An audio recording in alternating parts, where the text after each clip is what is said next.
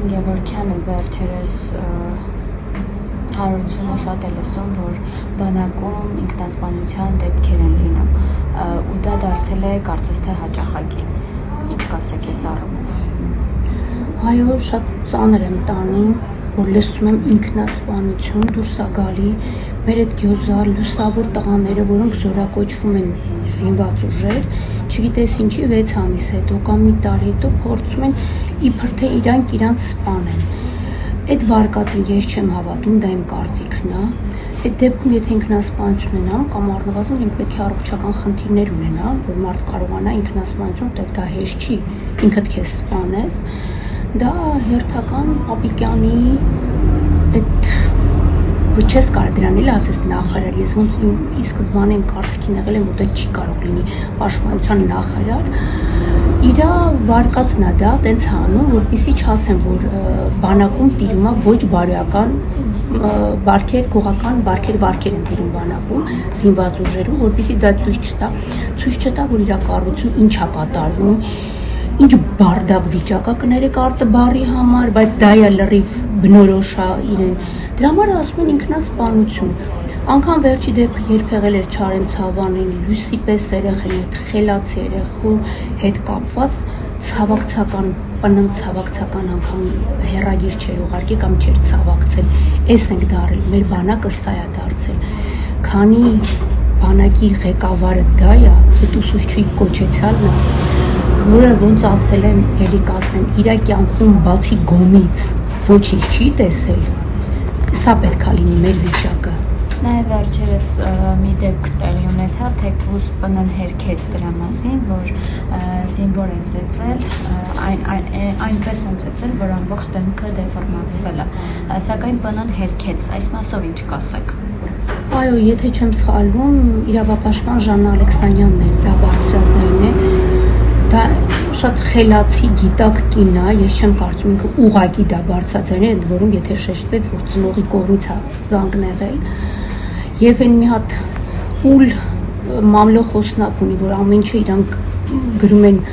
նույնպես բանակից թռած, բառից բուն իմաստով ուլ, որ գլխին ոնց տալիս են, ասում են այս խոսա, ինքը դա խոսում է, հերքեց ու եթե չեմ սխալվում, տենց իրանք ամբողջ այդ բաներով, սոցցանցերով գրեցին, որ հերքում են։ Եթե հերքում եք, իսկությունը ասեք ու հաջորդ օրը ինչ որ այդ մարդու իրավունքների պաշտպանի կողմից էր մարդ ներկայացել այնտեղ, նույն իրենց անձնիկ ինչ տարբերություն ով է գնում մարդու իրավունքների պաշտպանից է գնում, թե ՊՆ-ից է ինչ որ մեկը գնում, իրենց նույն կանդիդատներն են, իրենց տեխնացիաներն են։ Թող իրանք շարունակեն, որ ցույց տային, ասեն, այդ տեսեք նման բան չի եղել։ 7-ի գյով երեխա են զորակոչել բանակը, Պապիկյան, բա դու ես այդ հոդվածով արձակվել Հայաստազոր, քեզ արձակել եմ, որ չդատվի օֆիցեր ծեծելու համար, դանակահարել ոչ թե ծեծելու։ Տիկին Գևորգյան, երեք հրապարակ օրաթերթը գրել էր, որ կարծես Փաշինյանը դժգոհում է Պապիկյանից, սակայն Պապիկյանին փոխարինող չի կարողանում գտնել, դրա համար նրան նորից վերանշանակեց պաշտպանության նախարար։ Այս առումով ինչ կասեք։ Փաշինյանը, որ նշանակում էր Կարապետյանին երբ հանեցին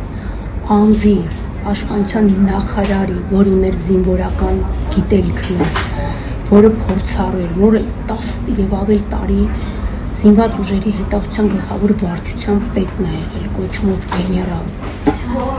Իրեն հանում ես, ինչա ինքը մեկնել էր Արցախ, ՊՆ համարներով, իդեպ փորձեմ հարցից մի փոքր շեղվեմ, այն միակ նախարարն է եղել պատերազմից հետո, եւ ՊՆ համարներով, հետախուզական համազգեստով, դեպքոյա կոչում, այսպես ասած զինվորական լեզվով ասեմ, մեկնել էր Արցախ,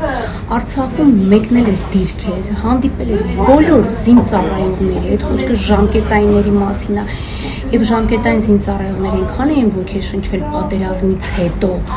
որ իրենց պաշտպանության նախարարը անգամ նվերներ էր բաժանել, համարյա թե բոլորին ձեռքի ժամեր էր տվել, արձակուրդներ էին տվել որպես խրախուսանք եւ այլն,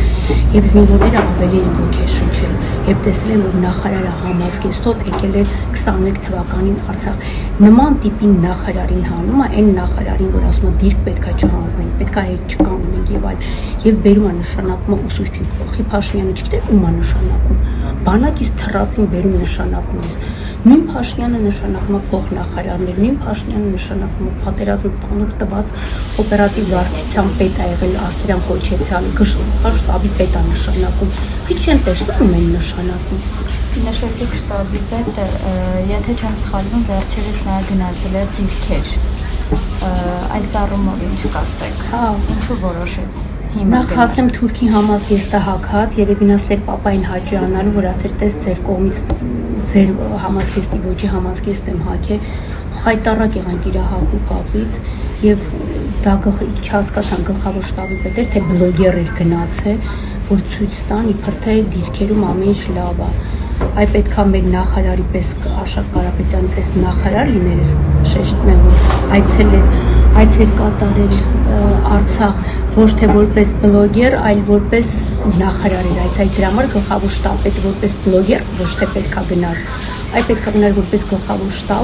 շտաբի պետ եւ անցներ բոլոր դիրքերը, ոչ թե ինչ-որ միտեղ նստեր, ծառի տակ ու մամլոխուսնակ հետ նստեր ու նկարեին էդի։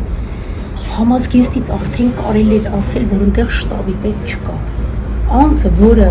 չի տարբերում, ասում է փամփուշտ ունենք, զենք չունենք, այդ նույններ ոնց որ սոված կմնային, կմեկնեն, կգնային։ Այդ նույն բանն է։ Գլխավոր շտաբի պետը զինված ուժերը ասի փամփուշտ ունենք, զենք չունենք։ Գերդինը մտնեք։ Ավելի լավ է, քան հետո ասում են գաղտնիություն, ամենամեծ գաղտնիությունը դուք խին ապիկյանները դուրս եկեք բունկերներն են ցույց տալիս։ Ում էր ցույց տալի, չգիտեմ, երևի էլ էր պապային հաճանը, որ ասեր տեսեք ես ունեմ։ Լինես նախարար ու դուրս գաս դու ինքդ ցույց տաս։ Դրա համար դու ենթականներ ունես, համապատասխան պաշտոնատար անձինք ունես։ Տիկին Գևորգյան, դուք մասնակցել եք խորհրդարանական ընտրություններին, որտեղ ձեր գլխավոր կետը դա կիսանախագահական դարձնելն էր կառավարումը։ Ինչու էր գեներալ-մայոր Արշակ Կարապետյանի գլխավոր կետը հենց դա։ Այո, եւ միակն եմ եղել, որ բարձրաձայնել եմ, այսինքն որպես որ մեր առաջնորդ դա բարձրաձայնել է, եւ ես եմ հետո բարձրաձայնել,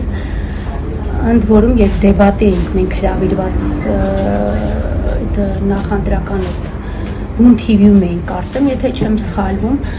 Լուսավոր Հայաստանի ներկայացուցիչը որ տենց խոսում էր, որ մենք ենք ընդդիմադիր ուժ ենք, ես ենք, ենք, ասի եթե ընդդիմադիր ուժ եք դեպքում խեթ հարցը չեք բարձրացնել, որ կիսանախագահականի գնանք, բայց ինչ պետք է լինի, որ գնանք կիսանախագահականի, կլինի այն, այո, մեր առաջնորդը շատ ճիշտ է այդ հարցը բարձրացնում, որ վարչապետին ղեկավար անձ կլինի, ոչ թե ինչ կուզենա կանի, սկսած բյուջեից միջև նշանակումներ։ Երբ որ կիսանախագահական լինի, ինքը չի կարողանա ոչ մի բան անել, այսինքն ինքը պետք է հաշվետու լինի վերադասին, իրանից բարձր վերադասին հաշվետու պետք է լինի, եւ ոչ թե այստեղ ինչ ուզենամ կանեմ, ես եմ վարչապետը, ոնց կուզեմ կանեմ, դատական ատյաններին ինչ հրամանք ուզենամ կտամ։ Դրա համար պետք է լինենք գոնե անցնենք կիսանախագահականի, հետո արդեն նախագահականի։ Դատական ատյաններից խոսեցիք, փորձում են կաթողիկոսին դատել, մասնակցելու եք, գնալու եք։ Այո, պետք է գնանք սատարենք, որ էլ ինչ խայտարակության կարանք սպասենք, էլ ինչի։ Իսկ ինչ եք կարծում, ինչ որոշում կկայացնի դատարանը։ Կկալանավորի թե ոչ։ Դե երևի կմակագրեն իշխանության սիրված դատավորի, որն է ստիպված իր աթոռի համար, պետքա իմ կարծիքն եմ դա ասում, պետքա կալանքի տանենք կաթողիկոսին ու թե քիչ ենք խայտարակ եղել ամբողջ աշխարհով խայտարակության այսչեն չկա вообще միջև վերջնական տապալենք խայտարակ լինենք այո ազգի խայտարակ ինչա հաճոյանա Ալիևին